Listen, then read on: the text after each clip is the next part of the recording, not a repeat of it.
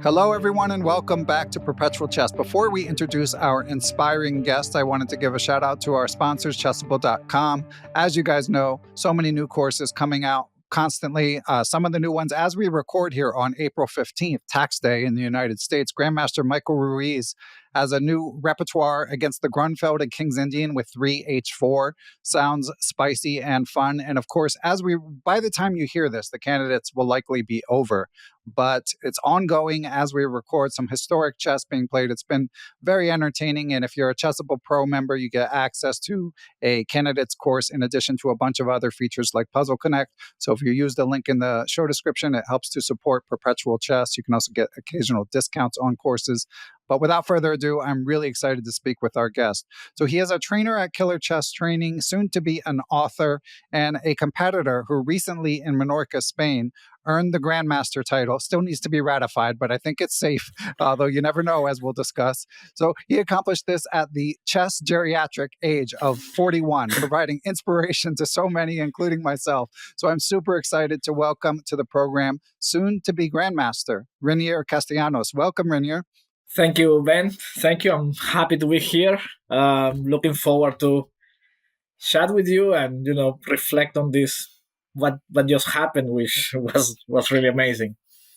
Yeah, capstone to a long journey. I know that you were over 2,500 way back at the age of 30, 11, 12 years ago.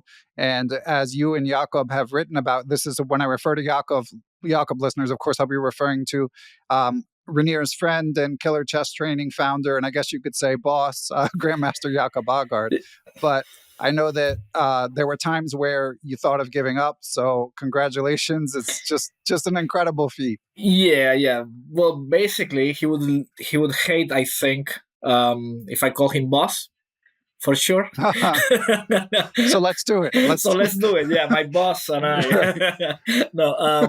No, seriously. It's a long journey. I like I said, I've been over 2,500 since I was more or less 29, 30. I don't remember very well. But then at some point, it just didn't happen.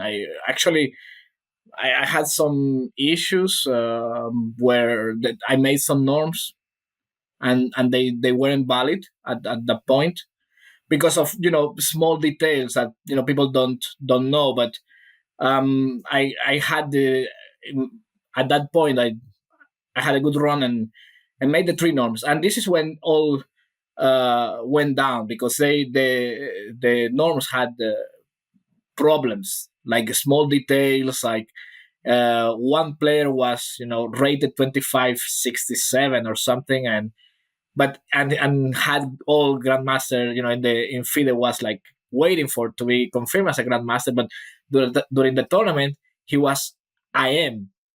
Like if I play one tournament now, but okay, this guy was like 2560 or so. So things like this, and suddenly I went from 3 to 1, like from having norms, from 3 to 1, and then I said, what is? I'm not sure, and then life got in the way, and lots of things happened in my life. It changed, and as you become older, your priority changes and challenges, and I just gave up. I want to clarify. I had no intention of pursuing this title anymore.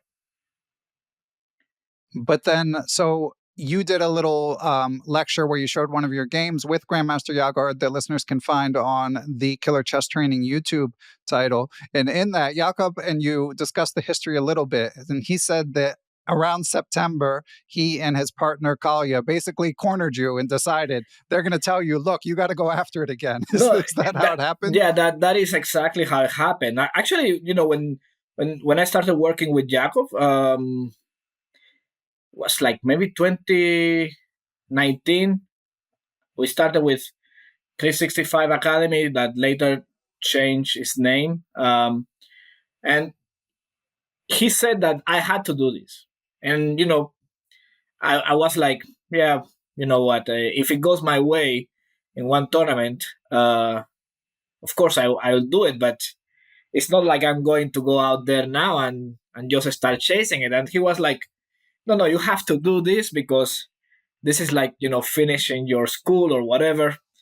And it's ridiculous that you don't have it. He was like this to me, like he was talking to me this way. He was saying it's just insane that you don't have it. I said, Jacob, it's not so easy, and I'm pretty old for this.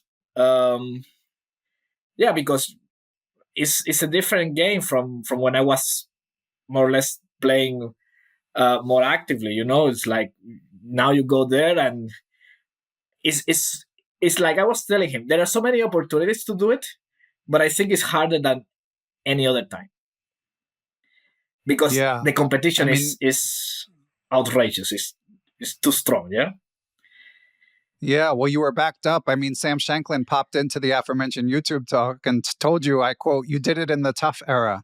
So that's a pretty strong testimonial. So did that factor into your decision making when Jakob says, "All right, you got to do this"? Were you like, "Oh man, it's too hard now," or did it take convincing? No, actually, it's like I wasn't pessimistic about it, but I really wanted, like,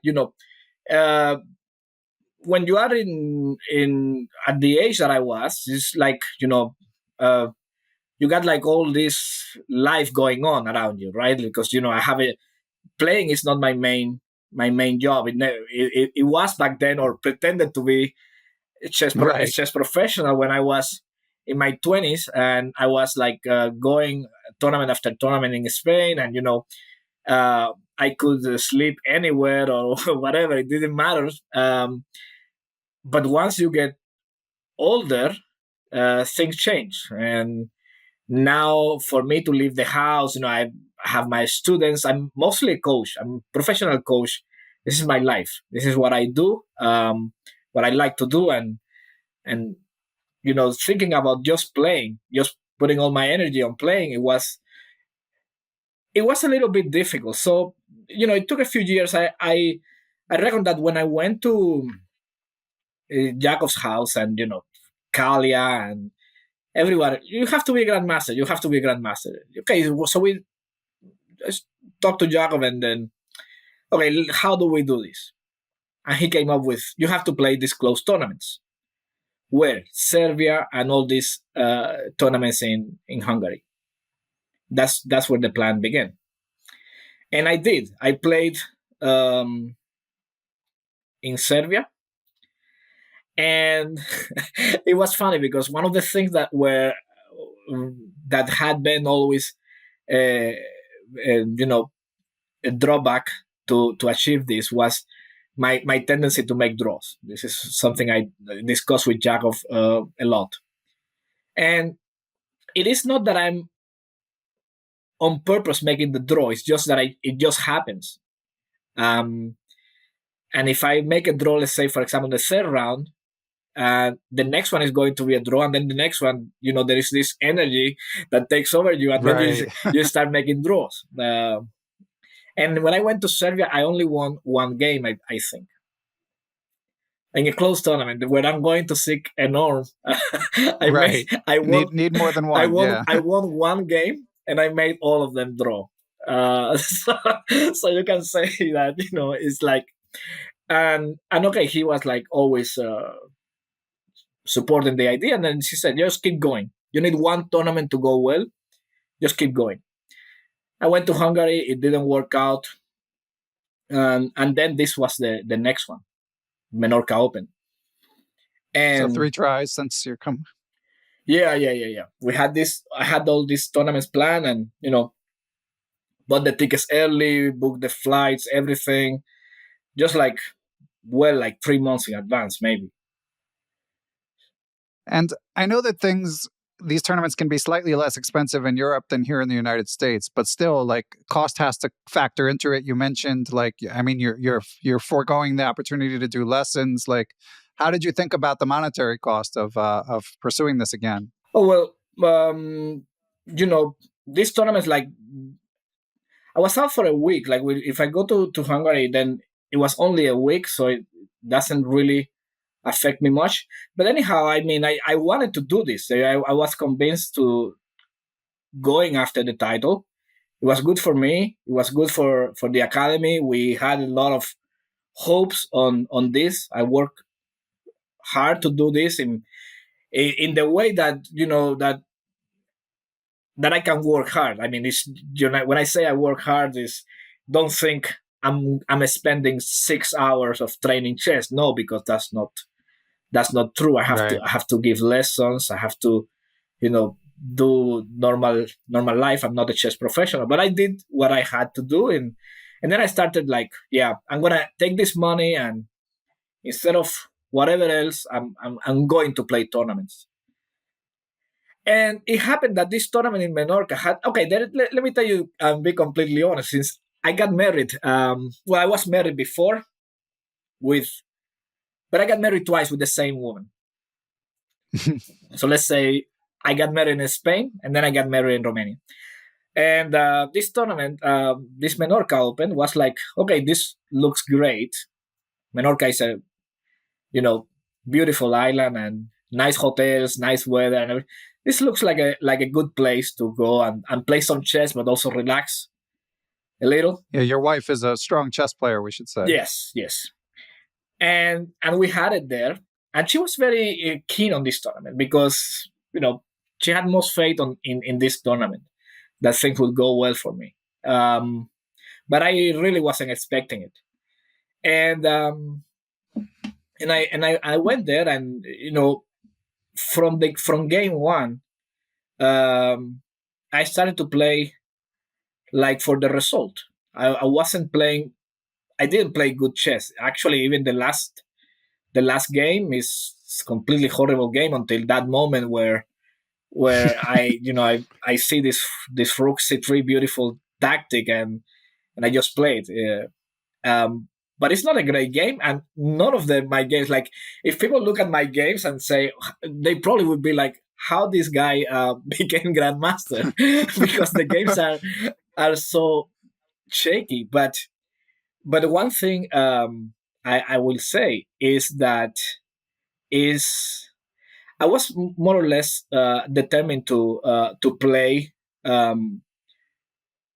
Should we say gambling chess in a way? I didn't want anything solid. I didn't want anything where I didn't want to play well. I wanted to win. I wanted to get right. I wanted to get the GM norm. I don't want a good result here. Anything, because that's not my goal. Like right now, I don't want the pat on my shoulder like, oh, you did do so well. A draw against this grandmaster. No, that's past me. It's like already been there. But GM is the only thing that matters. And during the game, I remember reflecting on a lot of things like that. Like I was thinking, I was like, yeah, this move looks objectively good, but that position I cannot win, or that position is too easy for my opponent, or I just don't like it. Things like this. So a lot of the decisions were made thinking like this. And if you think like this, objectively, you cannot play the best move, or not even, sometimes you even play horrible moves. Right. So obviously, for listeners, we've talked about the norm requirements before, but basically you need to have a peak FIDE rating of 2,500, and then three performances of a certain threshold against like people from different countries. And Renier had already had the 2,500 rating. So someone who needed the rating might have a different perspective, but from you, it's like you just need these outlier performances, so you can it makes sense to gamble, as you said. Yeah, no, it's sort of a decisive result. Like, play for win, and actually I had like maybe a couple of draws in this event, and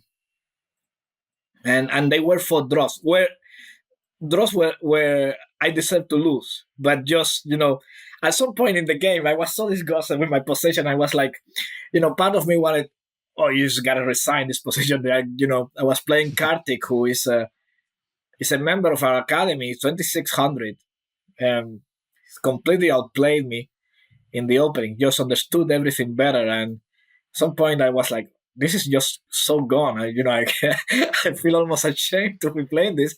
But suddenly, just part of me was like, just keep fighting. he's gonna make a mistake at some point, and you'll be ready. And it happened, and that was the feeling throughout the entire tournament.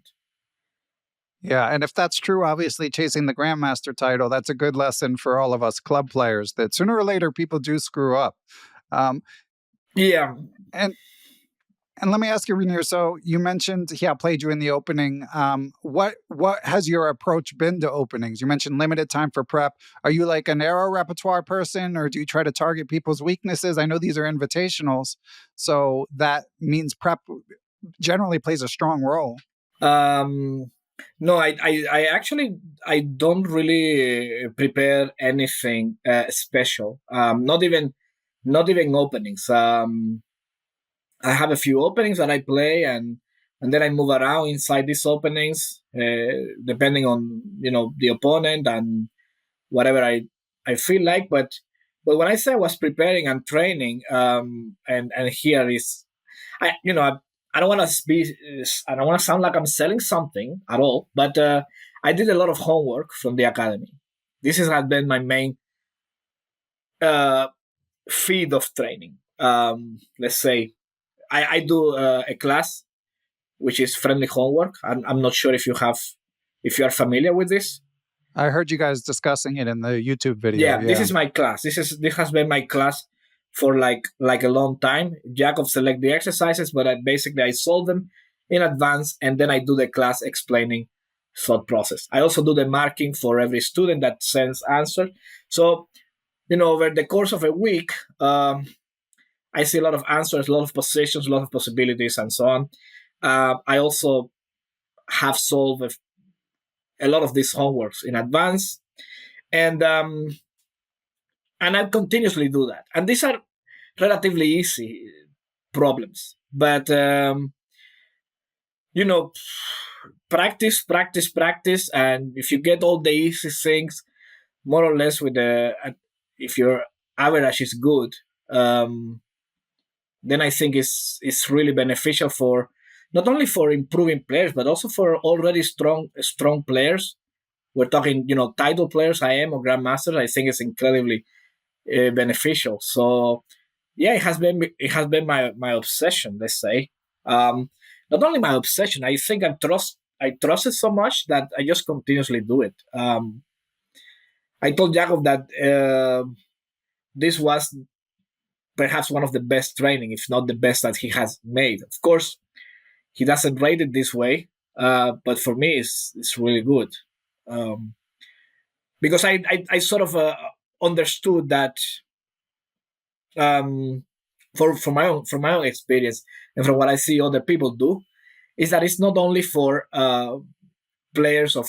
It's intended for players at 1900, 2200, but then when you see like you are close to 2500, or you have been 2500, you see other people similar rating, and even higher, not get these things right, and these are things that, in my opinion, you have to know, and even if you don't know, you kind of have to find out always. So, yeah, it makes sense to have a huge load of these exercises, loads of these homeworks to improve. And I really like them. It's been my, like I said, you asked me about my preparation. That's my preparation. And so obviously you're grading them. That takes time too. But how much time were you spending actually just doing the puzzles to get ready for going over them in the videos? Actually, like one page of the puzzles, you have to do it in 1 hour. Okay. And then it's timed, right? Yeah, 1 hour. There is some time for this page where it's a mix sheet with different decisions, mostly positional decisions. Let's say where there is no determination, no? Of the position in the end. There is no final conclusion. So it's not just like white to play and win. No, necessarily. Not necessarily. No. Okay. Strategic decisions. There is positional play, prophylaxis, these kind of things. Just make this decision now and think later. And there's no prompt, no theme given? No. That's great. Yeah. No theme. Yeah. And Jakob mentioned in the video, of course, he recently tweeted about how he'd been working with the world number 4, the Uzbek phenom Abdusattorov. He said even Nordberg would do these puzzles as a warm-up. Yeah. So that's what I'm saying. You know, it's okay because I have done both. I have done both training, and it's really depending. You know, like if I was like professional player and I had all the time in the world and no worries, you can do everything. But if if you have limited time and you need to, you know, get your confidence level, and you may say, okay, I cannot do a great combination, a great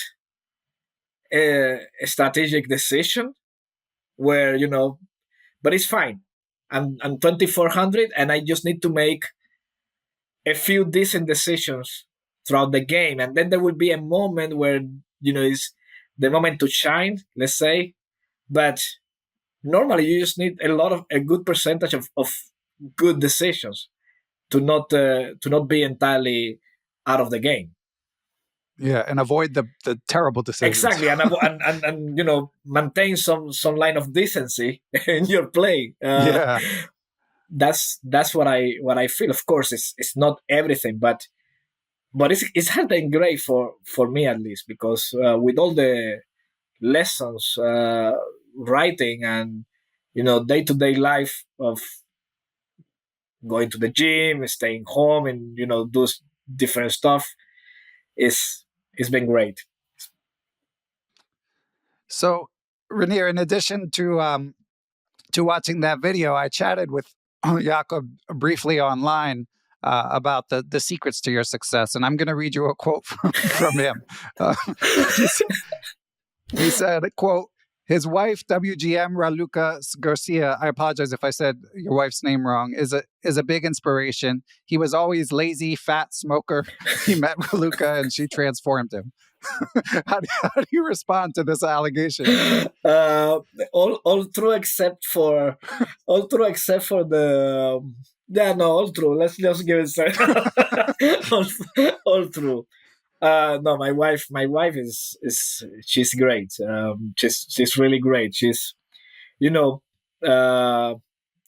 it's great to be with a person that, you know, loves chess, just like, you know, like me, and we don't have any great problems. And also, like, you know,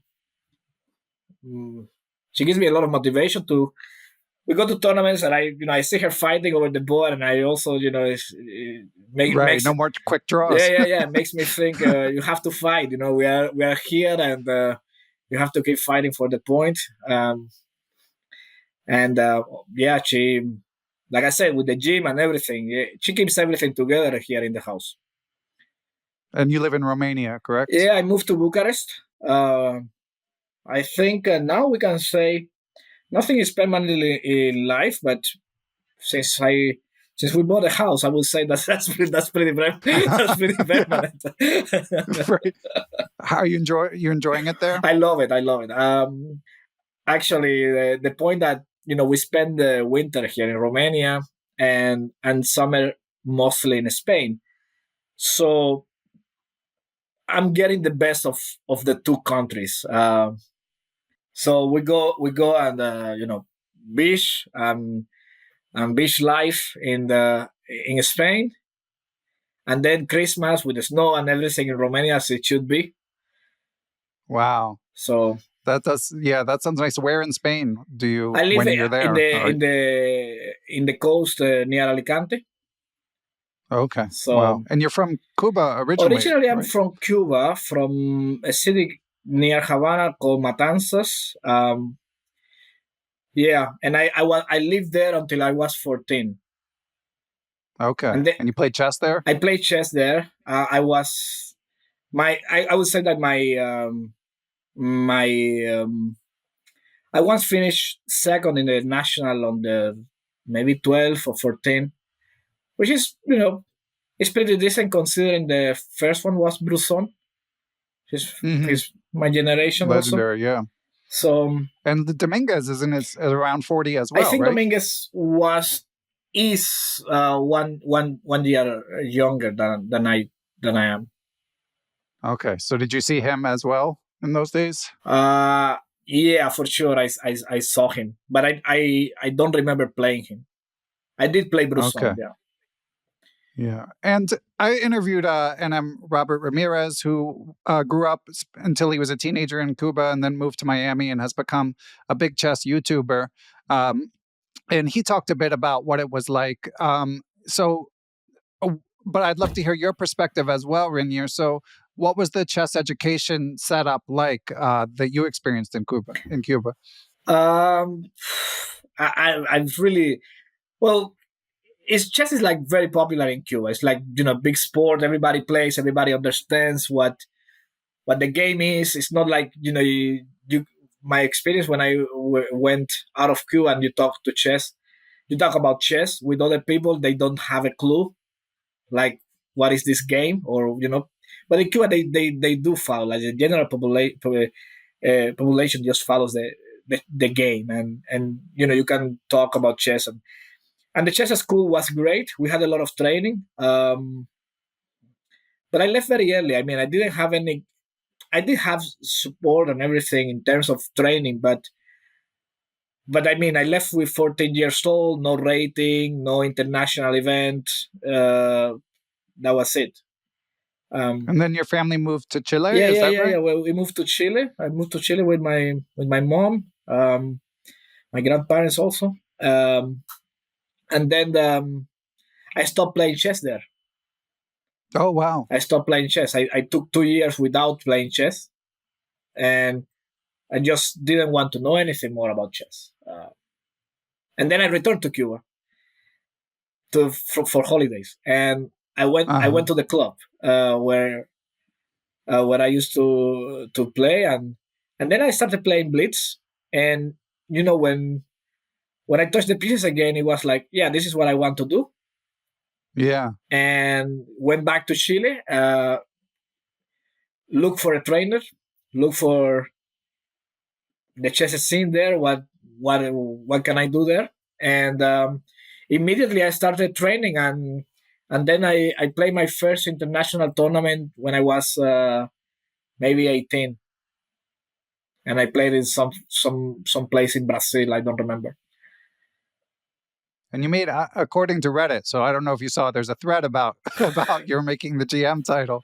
And according to Reddit, you made IM at 23. Is that right? I probably did. Yeah, that sounds like, because they were like dissecting anytime like someone in their 40s does something, they have to look at every benchmark and see like that is accurate. Yeah, I remember. You know what? I went from Chile to Spain. I think, if I'm not remembering wrong, I went from Chile to Spain with a rating of 2488 and 0 IM norms. And then I suffered in the first tournaments that I played in Spain. I just got lots of defeats and losing points, and okay, but in the end I made the 3 norms somewhere when I was 23 or 22. I don't remember very well, but yeah, I played, I think, in Calvia, maybe that was when they gave me the IM title, when I was in the Olympiad in Mallorca, I think. Representing Chile? Representing Chile. I played 2 Olympiads representing Chile before I decided to change to Spain. And if someone had told you then you are going to make Grandmaster, but it's going to take you 18 years, what would you have?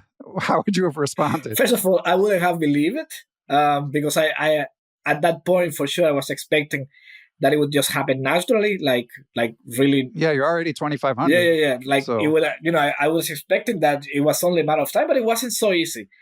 Now, I think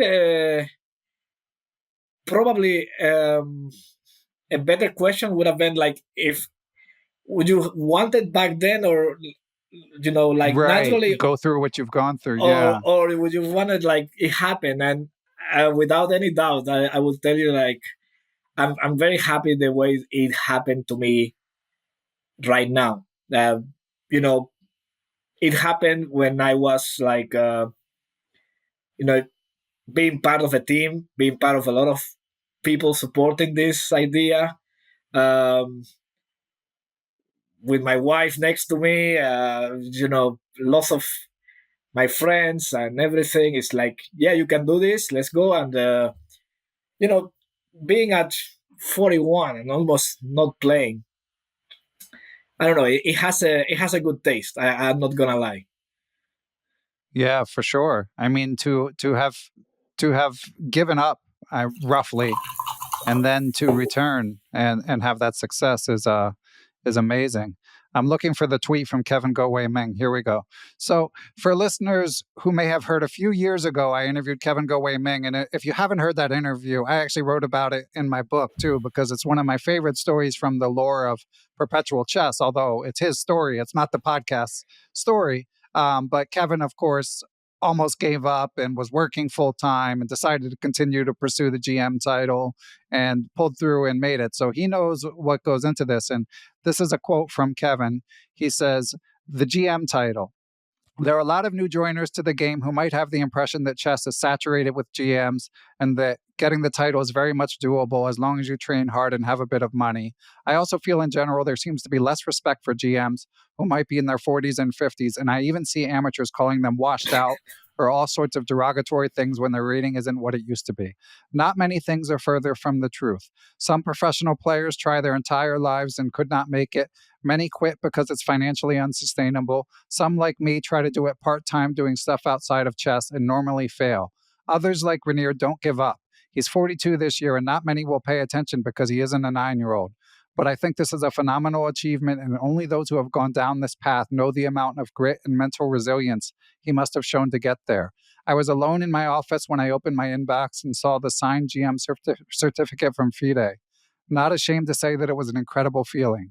We haven't spoken for quite a while, so I can only imagine how delighted this dude must be. So congrats. Enjoy the moment." Yeah, yeah. No, it's he couldn't have said it better. I mean, It's very poetic. yeah, It no, seemed really I nice. know him because I've seen Kevin chasing the title in when he was playing around in Spain and everything. We play a few tournaments together. We never. I don't think I've played him, but we definitely played in some events together. And he was going for it. It was pretty clear that was very strong I am when I was watching him, but you never know these things. Like it happened, but it also could be like it doesn't happen. Because the results in an open tournament, they can be so random that um it's unpredictable to a certain extent. Yeah, yeah. But I'm glad you guys persevered. And I wanted to follow up on something from Jakob earlier. So he mentioned that your wife helped encourage you to pursue a more serious approach to physical fitness. Do you think that made a difference? Absolutely made a difference. This absolutely makes the whole difference.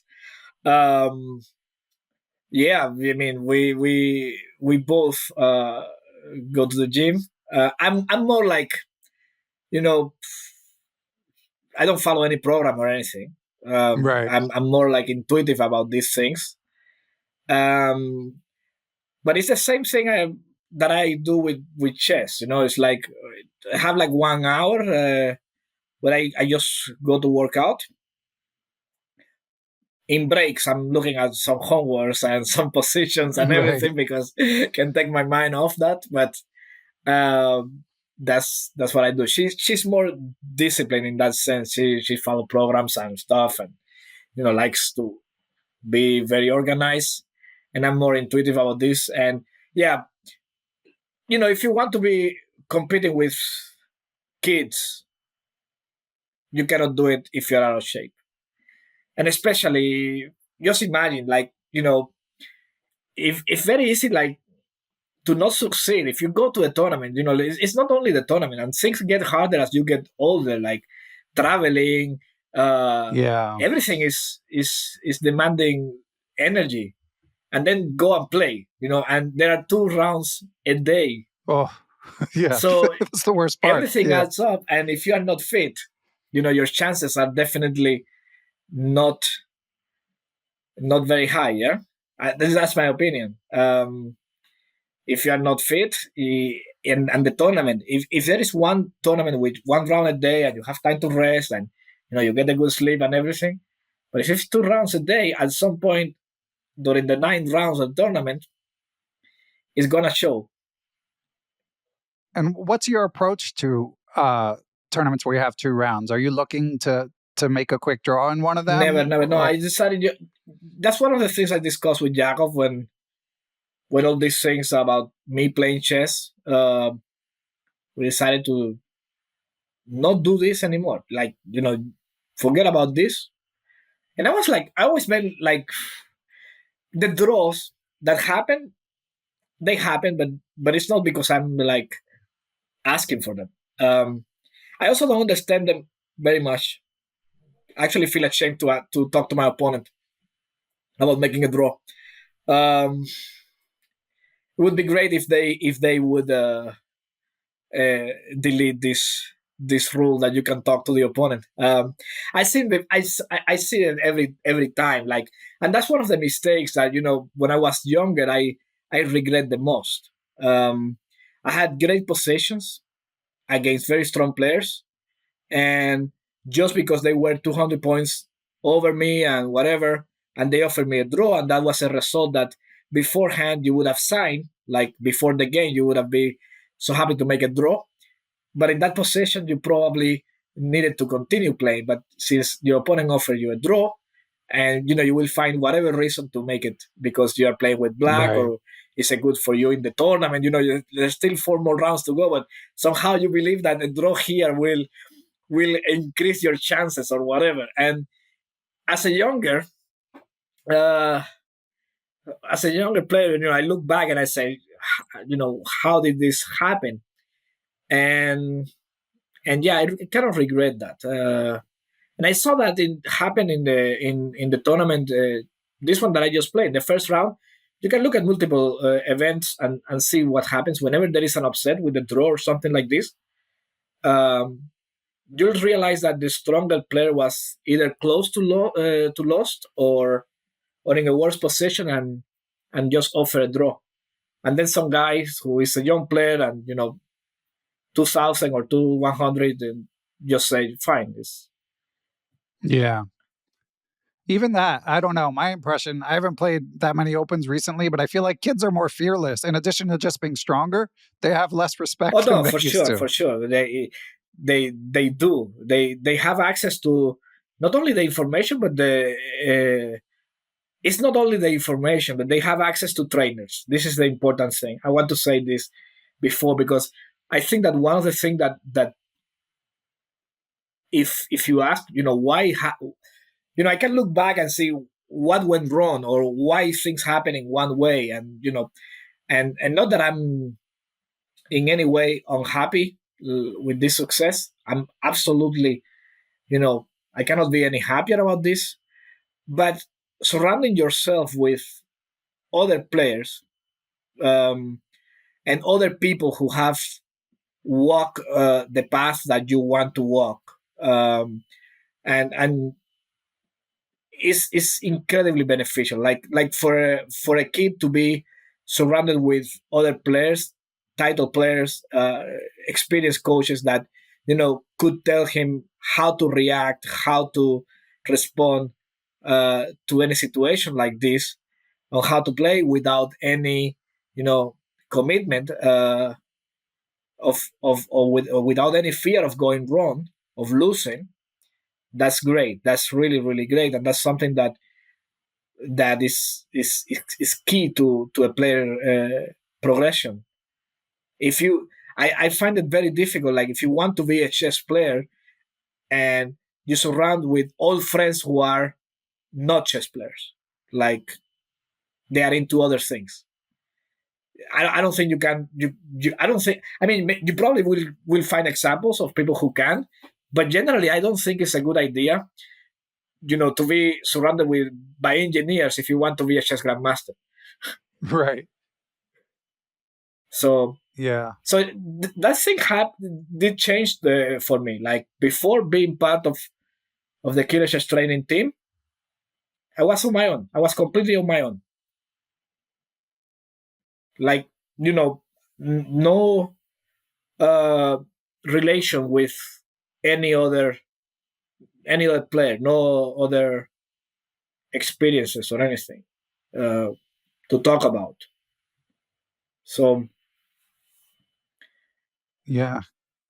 Community is important. I could tell from the aforementioned YouTube video, Jakob was hanging on your every move in these tournaments. yeah, he was like that, and then at some point in the tournament, he sent me a message like, if it doesn't happen now, it will happen on the next one. He sent me a message, and That's nice. Yeah. I was like, what next one? I have not. It has to happen now.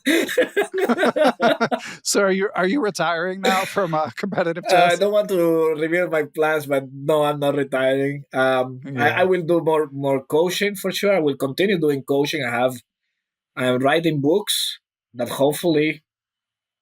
Yeah. So a book on the Nimzo coming out in June, I right? have a book on the NIMSO coming out. It's actually two books. It's two repertoire books because one is pure NIMSO and the other is Knight F3, let's say, and Catalan and For white. no, for black. Like let's Oh, for black. Okay. because What to do against everything what else? to do Yeah. against everything else. So Okay. it's two books, and they will come out in the summer.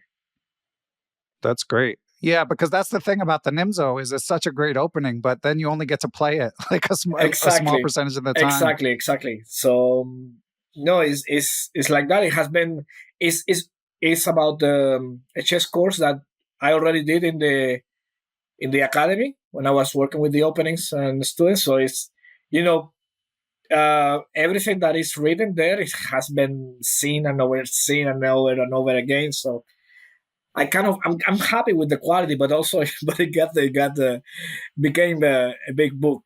So we we have it now like two books. Look forward to them. So you mentioned, of course, the killer chess training community. Obviously, you've got professional level players like yourself, even though you say you're not a playing professional these days, Mm-hmm. but a lot of amateurs as well. So I'm sure you're asked all variants of the question, like how to spend your chess improvement time. So what do you tell people if they say they have an hour a day? Most important thing is solving. Um, Depends a lot on the level, but generally, the openings, I would tell you, like I don't want to be on this cliche that openings are not important. Of course, the openings are important, but the outcome of the game rarely will be decided in the opening. Like I got all these opening positions in this tournament that were bad, but when there were good moves, I managed to find them. Um, and when my opponents, likewise, if they had good moves to destroy me and they missed them, so I would say that solving is an essential part of the training. You have to keep your brain working. You have to keep it active, and also you should do this sort of every day. It's not a one-time thing. You solve it and you're happy with today's progress, and you let it rest for next 4 days, and then you go again. And no, you probably should do this every day, like something. But I want to say also don't seek for perfection. Just do, Hmm. and sometimes you're gonna get everything wrong, but you'll be happy to have it done and continue the next day. Sort of that thing that people. One of the things that I see that nothing never works is when people tell me. Because I have a. By the way, I have a lot of students who uh, who are very old, like me. All my students, I have like one kid in California that is young, and I hope that you will know his name sometime, sometime soon, because he's extremely talented.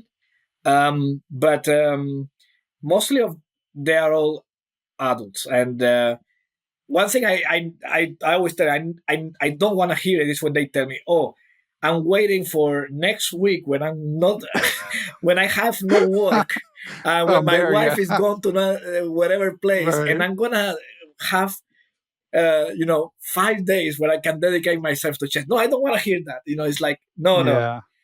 If you're planning for it, you're not doing it. It's just do it now. Well said. It rings true. Yeah, I've been managing to compete, but nothing else for like 6 months now, and I always tell myself next week, next week. But No. What's wrong with now? This is the this is the thing. yeah, sad, but true. And Renier, on your Lee Chess Coaches page, you mentioned that two of your passions outside of chess, although it sounds like you're pretty dedicated to chess, are sport and travel. So, especially someone like you who've been to so many tournaments Mhm. around the world, like what are recommended open tournaments for anyone planning a chess vacation? Right. We have a tournament in Benasque. That is a north part of Spain, um, near the mountains, which is really nice. And I've been going there for I'm not sure, but maybe I don't want to miss the number, but maybe 15 years. Wow, 15 years. That's a lot. That's a lot of years going to the same tournament. It's a big tournament, big open tournament, 10 rounds, one rest day, uh, incredible, environment, one round a day. great. Oh, So sounds so that's sort nice. of my favorite tournament. And then, um, like I said, I don't really play much. This has been my main event, like every year. Um, So, so also in Italy, they do nice opens. But like I said, I'm not I'm not traveling a lot lately. I went to the European and in Serbia. Uh, I could not say these tournaments that I just played. Menorca, I will definitely come back. There is mhm. also this tournament that I'm following, Formentera Open, that is in the island next to this, very very close. And also this tournament that they organize in Sitges, I think, where Barcelona, I guess. Yeah, These are big it always looks tournaments. so beautiful. These are Yeah, beautiful places to play chess. That's for sure. yeah. And you mentioned earlier that in your 20s you were traveling and competing, and whether you were technically a professional or not, it was sort of a traveling the circuit lifestyle. Like, Hmm. what are your memories of those years? Are they like best years of your life? Stressful? What was it like? Actually, no, that was like very relaxed. I was enjoying playing chess and traveling everywhere. And it was a point where, besides knowing all your openings, you knew every train departure and the schedule of the buses and everything. And you were traveling around Spain, going north and south, playing tournaments, rapid, uh, classical tournaments, and those were great days. Obviously, very little money in terms of but this is the thing. You are playing is I don't think that people that um is people always complain about these prices, but it's a tough life. What you gonna do? Like, if you compare lifestyles, I don't think you be want to be uh, if you could give it the choice, being an office, uh, eight to Right. five is much harder, no? So it's maybe okay. Like, I think that people complain, and chess is a lot of hard work, but I would rather do this than being on a bicycle, delivering whatever. No, it's like you have to always Yeah. keep your perspective. So those years were great, to me. Like I said, um, I don't know. I don't miss them. I'm very happy with Hmm. what I do now. Um, but yeah, those it's like you have to walk these things before becoming a player. Otherwise, you can't. Yeah. Yeah. And during your developing years, when you I guess after Chile, when you got back into chess, like what was your approach to study then? Were you a chess book guy? Chess, Were you playing so much that nothing else mattered? What? chess books all the way. Reading a lot of books, solving from books, chessboard, old school. I never managed to do well in computer era, let's say. You know, just seeing the board is just hits differently. Yeah.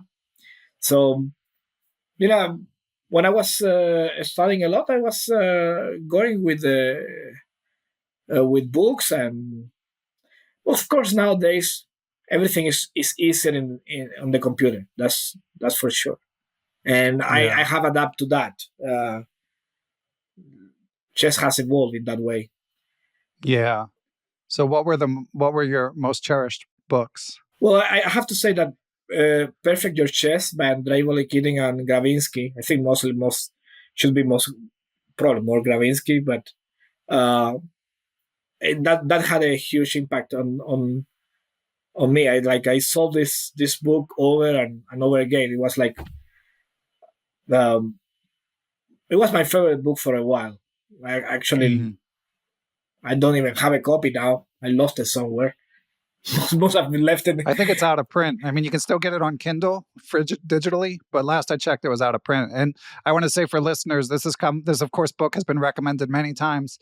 It's master level book, so don't go ordering it if you're rated 1400. It's extremely challenging, but yeah, very highly recommended. No, that's definitely. I think it's and later on, I cannot not say this book because we Dynamic Chess Strategy by Mihai Shuba was also something that yeah, I need to read that. Yeah, that's like a kind of do you know the term deep cut? Yeah. Like not everyone knows about it, but the people who recommend it really love it. I really love it. I also know Shuba personally, and he was one of my, I don't want to say chess idols, but I studied his games a lot before when I was younger. Because of his playing style and everything. And then when I moved to Spain, I met him and I played him 3 times, and I managed to win twice, and one draw, and we became friends, and we talk about a lot of his games, and I love his book, and I remember reading the book, a lot of times. It was a photocopy. He made GM late, right? He's like a historic adult improver. Yeah. He's the original G. Yeah. Yeah, exactly. What has he said about that? I really never asked him. We talk about I think he started when he was doing the military service or something. He learned the game, and then he started playing and whatever. But we talk like this, like happened very natural. And he would. How's his English? Yeah, he's we talk in Spanish. Okay. And we talk mostly about chess. He was always telling me. Yeah, of course. He was always telling me, about my openings and why do I play E4 and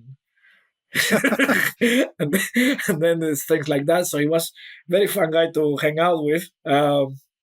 So yeah, reading his book was like, I want to play like this guy. It's like, this is why. Is he really? Is this a secret? But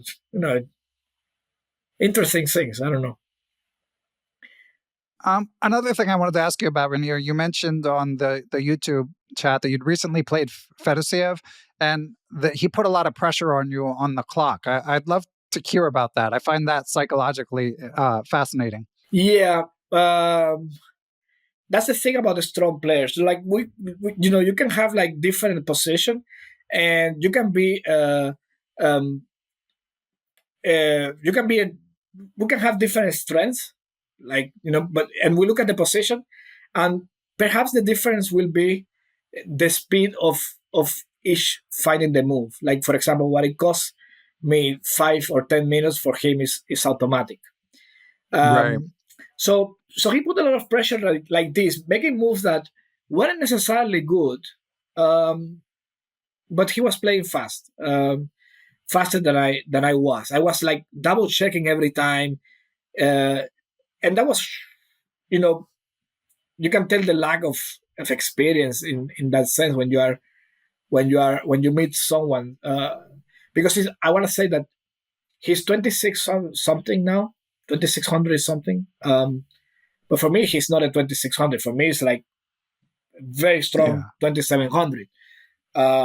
Very, very strong. I have studied his games for a long time, and very strong player.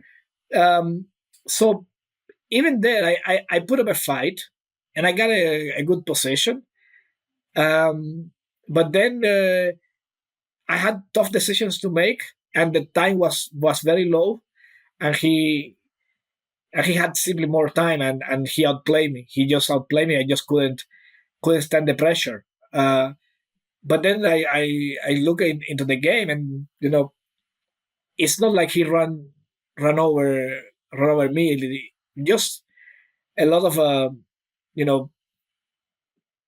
class difference. He wasn't even playing his best chess, and he was playing. He had like more time than I did, and I was completely unsettled. I couldn't manage all the problems that were on the board when I was playing him. And you can only afford like one or two mistakes against these guys, or only like that. If you do something wrong, they won't let you go. That's for sure. It's understandable. It's tough because it's like hearing it, it's like you kind of want to mimic it. Like, okay, and for me, it's like, all right, maybe I can't mimic it when I'm 2100, whatever. If I'm playing a 2400, I can't mimic it and say I'm going to put pressure on them on the clock, but maybe I can do it when I'm playing an 1800.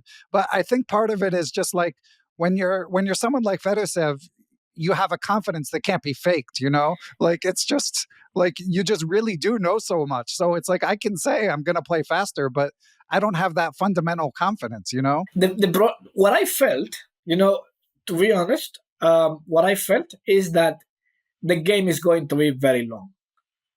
This is what I felt. And, to some extent, I sort of had this idea that it doesn't matter what I make in the opening. It doesn't matter what I be in the middle game. It doesn't matter. It's going to be test after test after test. It's going to be a long game. And he knows it. Right. And he knows it. And, and it's exactly how it should be. And that's the difference of a strength between players.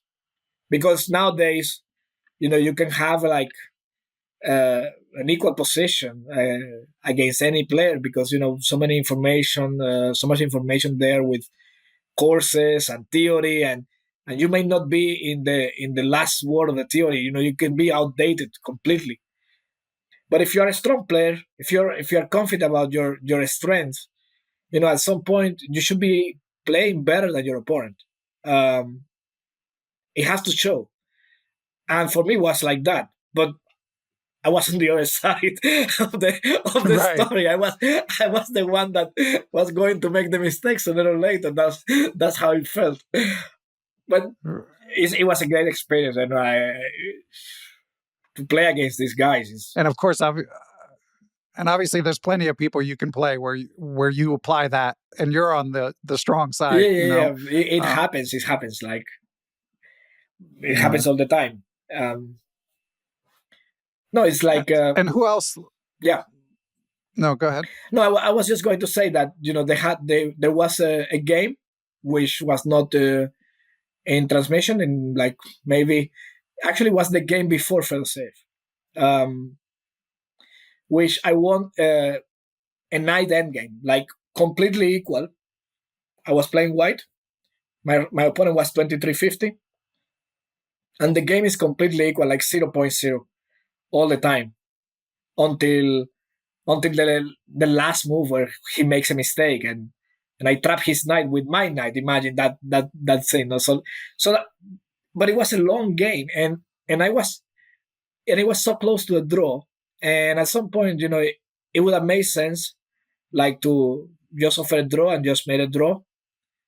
but I didn't. So I just wanted to see where the limit of the game was, and how far can you push it. And I did, and I was lucky that my opponent made a mistake, and I won that game. So yeah, again, that opponent had less time than I did, considerably less time, and that is what caused him the mistake. So chess Well, it's nowadays like a is a lot of this. That's why we can go back to making to what I was discussing about friendly homework. We have a page where you have 10 minutes per position, and anything people ask me, no, I'm gonna take more time to solve this, and I said no. The idea is actually to do it before 10 minutes because right. after this you're gonna have another one to make. So it's a game where Yeah. time is a factor. It's not about beauty anymore. It's actually a skill. It's a Right. skills game. Well said. Yeah, like that Faruja Nakamura game in the candidates where Faruja blundered on the last move before time control, like and it was basically never worse, yeah. And if it can happen at that level, Well, obviously it can. obviously, yeah, it can happen at all these levels. Yeah. Yeah. Who else are this? I mean, obviously you've met some extremely accomplished players, especially, I mean, let alone your travels just with killer chess training, but who are the most impressive players you've like played or analyzed with? Oh, well, I have a video on YouTube that I always show people where I beat Peter Spiller in the first round of the World Blitz. I would show people as well. So no, that's joking aside. Well, I don't know. I've met a lot of people along the way, and normally chess stories. I think is the chess world is a very interesting world. A lot of peculiar people, right, with different hobbies and different ideas of the world, and living in all different places and knowing all these hacks and hacks to life. The chess player is never bored. That's one of the things about chess players. Yeah, that's for sure. The chess player is never bored. So I no name really pops up here. I've been I'm friends with a lot of people, but I guess no, I don't really have a particular name that I can Okay. tell you.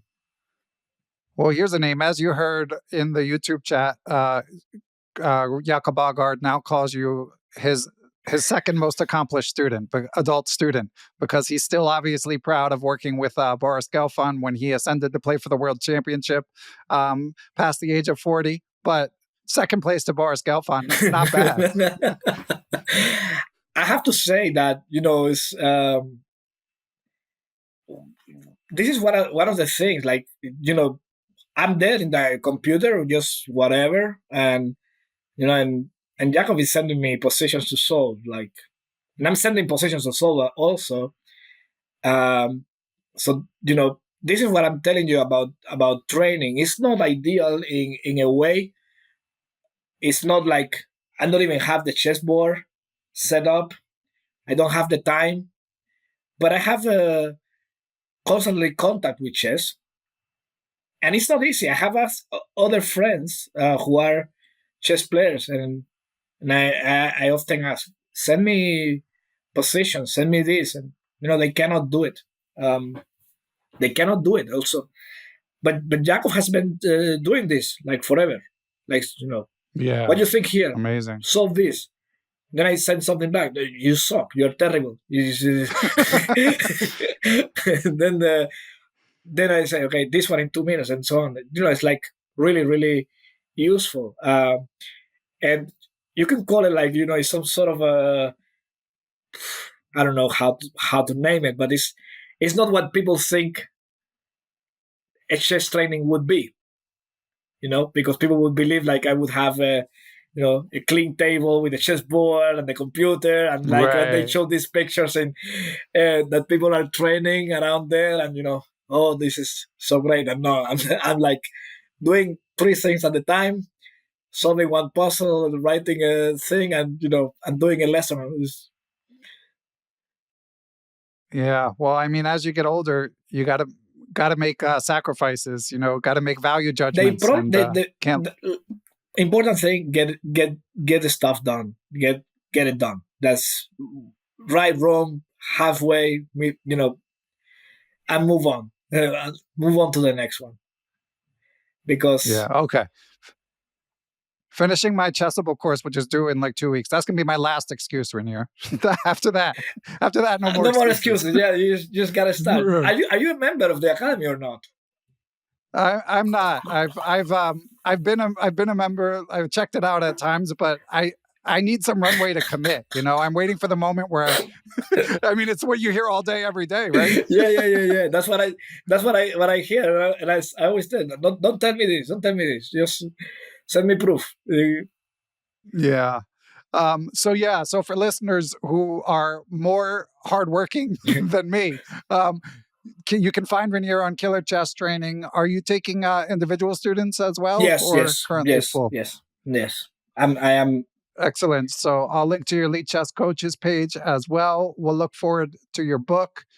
Your Twitter account, I didn't even realize it's basically brand new, right? I just opened because at some point I was going to become GM, and then I said, okay, Also, also a lot of the students were like, Jacob tweeted. I was like doing a lesson, and I was at show position, and then the students come and, oh, but Jacob tweeted about this position and so on, and I was like, what are you talking about? I don't have this network. I don't know what it is, and then I check it out, and I open a new account. Then I find that it's full of chess drama and so on and gossip. Right. and then I said, okay, I have to take it easy with this. But it was great because a lot of people could congratulate me, and we have a lot of friends in India who are chess players, also members of the academy, and I wanna thank them because they were like in the tournament and they were like the most confident people about my chances in the norm, and they were calculating everything. So yeah, that felt really, really good.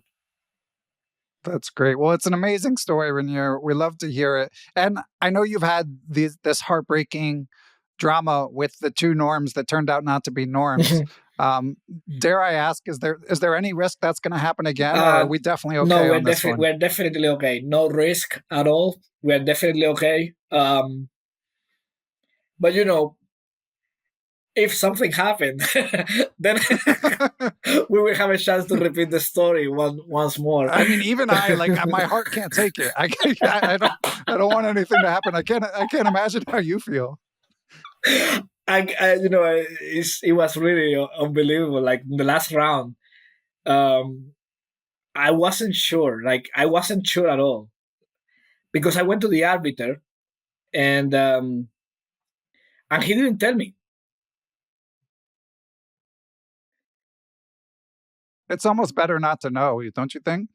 I don't know, but he didn't. After the game was over, he didn't tell me that I had the norm. I had to wait, and oh wow, yeah, I had to wait I had to wait like a long time because also they were doing the prices, the tie breaks. The tie breaks were so tight that they decided to split the first three prices between the three players or something like this because there was like 0.01 or something difference between them, something like that. So there was a lot of rush and everything, and I don't think my norm was a big priority there. But I just kept waiting, and all the our students that were there, they come to me and say, "Okay, congratulations on the title." And I was like, "What are you talking about? It's like it's not even right. it's not even confirmed yet. What are you talking about?" No, I check everything, and I gotta trust my students. So then it just when I went to the prize giving, the arbiter said, "You got the norm." So I was so happy about that. Wow. And then when does it get ratified? You know what? I have no idea. I sent it to my federation like 3 days ago or something like that. So I suppose they should have some dates, but that's a good question that I will have to find out myself. Okay. Well, Renier, again, amazing story. Congratulations. Thank you so much. much. We just met, but I'm really happy for you. Thank you so much. Final thing. I'm going to put you on the spot, even though listeners will hear this when the candidate's over. We're recording this heading into round 10. Nepo and Gukesh are tied for first. Nepo has white, huge game today, obviously.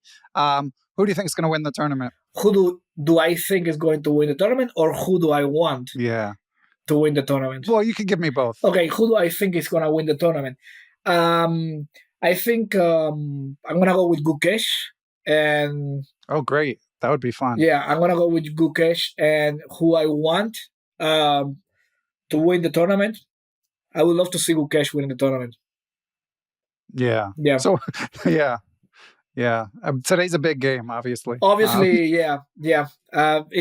playing white, yes? Nepomniachtchi is playing white. No, I think he's black. Yeah. I mean, okay. Well, Renier, it's been a blast. Congrats again. Thank you so much. Really appreciate the inspiration, as I'm sure everyone listening does. And we will link to Killer Chess Training as well as your contact info for anyone who wants to reach out personally. Thank you, Ben. Thank you so much.